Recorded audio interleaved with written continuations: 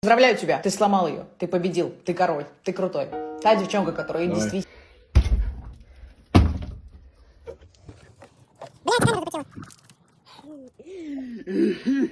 Давай быстрее, пока не видят. О, да!